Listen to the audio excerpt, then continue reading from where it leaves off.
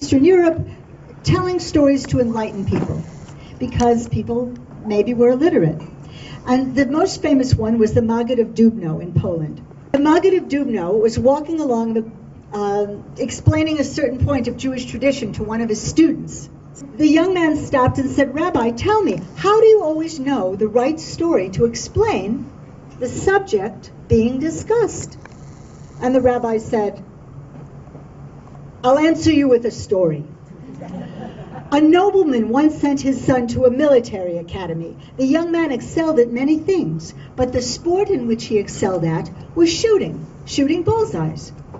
Time passed, the young man graduated, he came back to his village, and along the way he saw on the side of a barn someone had drawn 100 circles, and in the center of each was a bullet hole. The young man stopped his horse and said, 'Who has done this? 100 bullseyes? Even I could not do that.' Now a little boy happened by, and a little boy looked up at the young man on the horse and he said, 'Oh, that's just Nar, a town fool.' 'I don't care who it is,' said the young man. 'I must meet him and shake his hand.' 'No, you don't understand,' said the little boy. 'Nar doesn't draw the circles and then shoot. He shoots first and then draws the circles.' 'And so it is with me,' said the rabbi. 'I don't always know the right story to explain the subject being discussed. I listen to many stories and I remember them. And when I have a story I want to tell, I introduce that subject which will lead me into telling that perfect story.' And the Maggid and his student continued their walk. And so you see that parable, that little mushal in the middle of the Nimshal, that's what it's called. It's a teaching story about how all Jewish stories have a little teaching in them. I learned it recently. I mean, I didn't learn the story, but the Yiddish name of it. And Isaac Lloyd Peretz, just to give you a little background, wrote at the turn of the century, last century, and even though he grew up in a very religious house, he was enlightened, at least that's what they called it, and he loved the Hasidim. He had a sort of ambivalence about it. And you will see that when you listen to the story. But he was steeped in folk literature. And this story is about Moshe Leib of Sesov. The nugget comes from that. The other thing I want to tell you is that he was born in Zamość in Poland. And when I performed this march in Warsaw and Łódź, Poland, I made it my business to travel around to different towns where my stories were from. And so I had a driver and we went around. He thought I was nuts because I would say, "Okay, I was in this town, let's go." Now I could say I was in that town. You know, it was a whirlwind trip. And I was in Zamość. And we went to the synagogue there, which is now a UNESCO heritage site. And it's always bittersweet there. It's bittersweet because you're there, you're in Poland, and guess what? The synagogue is a museum. You know, it's bittersweet. So, but they talked about him in that. Zamość was a beautiful town. Early every Friday morning, during the days of the Slichos prayers, Slichot, the rabbi of Nemirov would vanish. He was nowhere to be seen. He wasn't in the synagogue or the two smaller houses of studies. He wasn't at home. He left his door wide open, and not a creature stirred within. For who would steal from the rabbi of Nemirov? Then where could the rabbi be? In heaven, of course. A rabbi has much work to do in heaven just before the days of awe. Jews, God bless them. They want good matches for their children, good health, livelihood, peace. Who could help us if not our rabbi? And then a Litvak came to town. You know those Litvaks, Jews from Lithuania? They think little of the holy books, but stuff themselves with Talmud and law. He came to town and he laughed. He said, even Moshe Rabbeinu Moses, our teacher, never ascended to heaven during his lifetime, but had to remain suspended 2.5 feet below. Go argue with a Litvak? Then where could the rabbi be? It's not my business, said the Litvak, shrugging his shoulders, but oh, those Litvaks. All the while, he's scheming to find out. He'll wait there all night. He slides into the rabbi's bed and wait there all night to watch and discover where the rabbi of Nemirov vanishes to during the days of the Slichos prayers. Someone else might have gotten drowsy and fallen asleep. but the Litvak recites a whole tractate from the Talmud by heart. In the morning, he hears the call to prayers. Beds squeak, people jumping out of beds, throwing a little water over their fingernails, saying the prayers, doors slam. And the house is quiet and dark again, except for a little moonlight shining through the shutters. Later on, the Litvak would tell how a great fear came over him to be alone in the house with the rabbi during the days of the Slichas prayers. His earlocks pricked like needles and goosebumps went up and down his arms, but a Litvak is made of iron. So he just stayed under that bed and quivered like a fish in water. And then the Litvak sees the rabbi get out of bed, and he did what befits a Jew in the morning.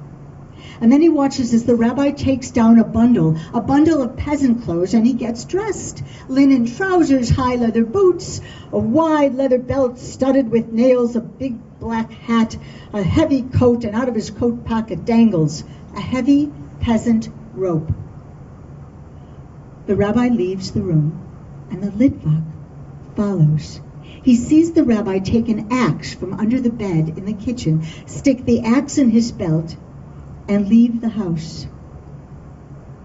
The hushed dread of the days of awe hangs over the city streets. All is quiet except for the call from a sickbed or from a minyan reciting the Slichas prayers.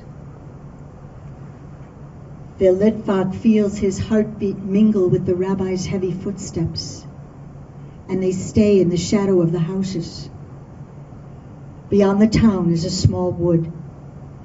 The Litvak watches as the rabbi goes into the wood, takes the axe out of his belt, chops down a tree, chops the tree into logs, the logs into sticks, bundles up the sticks with his heavy rope, puts the bundle on his back, and heads back to town.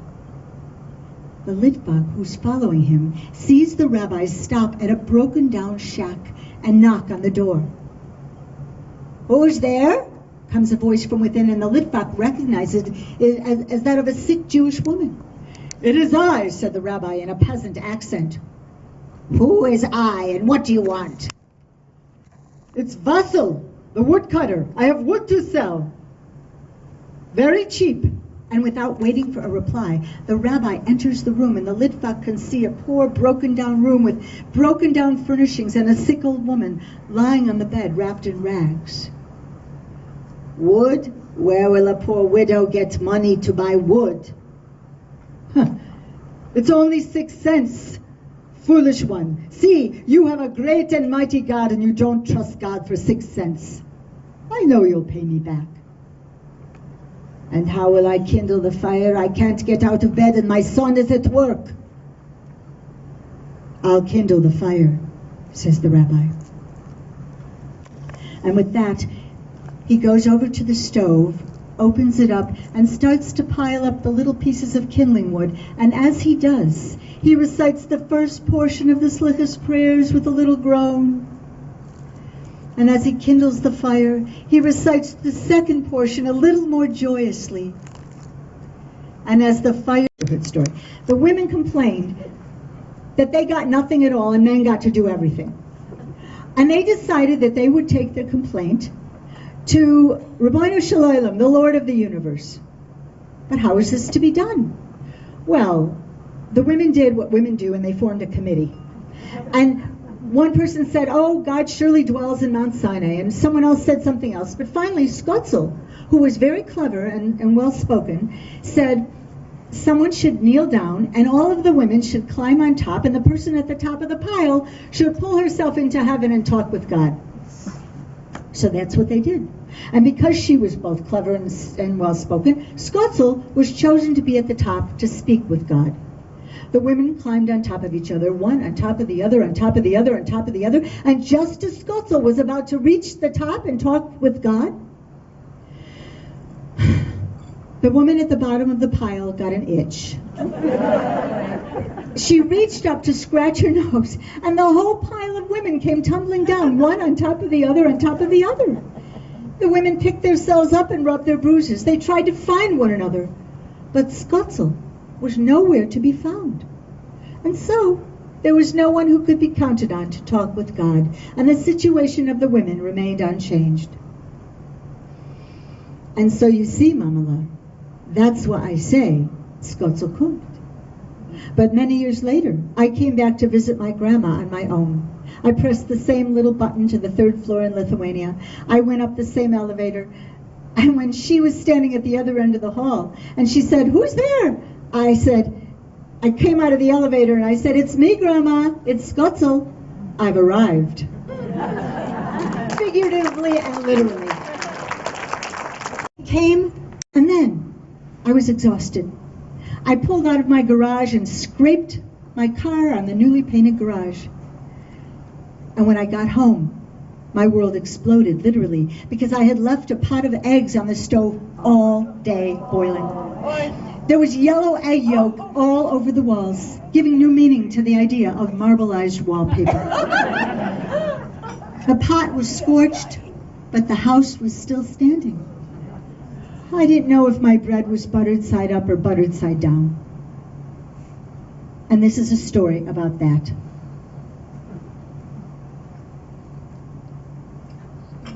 King Solomon had a trusted advisor named Benaiah ben Yehoiada. He would do anything for the king, but one day the king heard him bragging that he could do anything, and the king decided to teach him a lesson. So he called Benaiah in and he said, "Benaiah, I want you to go on a quest. I want you to find a ring for me that will make a happy person sad and a sad person happy. Bring it back, Erev Sukkot." Benaiah left. He was sure he could do anything the king asked of him. He asked all of the people in the marketplace, but they had never heard of such a ring. All that summer he traveled through the desert, asking all the caravan drivers if they had ever heard of a ring that would make a happy person sad and a sad person happy. They too remained ignorant. Finally, it was almost Erev Sukkot. Benaiah was bedraggled and hot and dirty and thirsty. He was sure he would disappoint his king. He came to the marketplace in Jerusalem, and he asked a young man putting out trinkets on a little carpet. He said, "Would you, by any chance, have a ring which would make a happy person forget their joy and a sad person forget their sorrow?" The young man shook his head. But from the back of the stall came his old grandfather, who motioned to him and whispered something into his ear. And the young man smiled, and he took a ring, and he began to engrave on it. And he handed the ring to Benaiah. And Benaiah took it and saw the 3 Hebrew letters, Gimel Zayin Yud, which stood for Gam Zeh Ya'avor. This too shall pass. And he knew he had a ring which would make a happy person sad and a sad person happy. And he brought it back to King Solomon that very night in his sukkah. And King Solomon didn't want to humiliate his friend. He thought he would just teach him a lesson. And when he saw the ring, he put it on and he looked at it, and he knew that his power and his wisdom would be one day but dust. And he gave his own ring to Benaiah. And after that, he remembered, Gam Zeh Ya'avor, this too shall pass, because sometimes our bread is buttered side up, and sometimes it's buttered side down.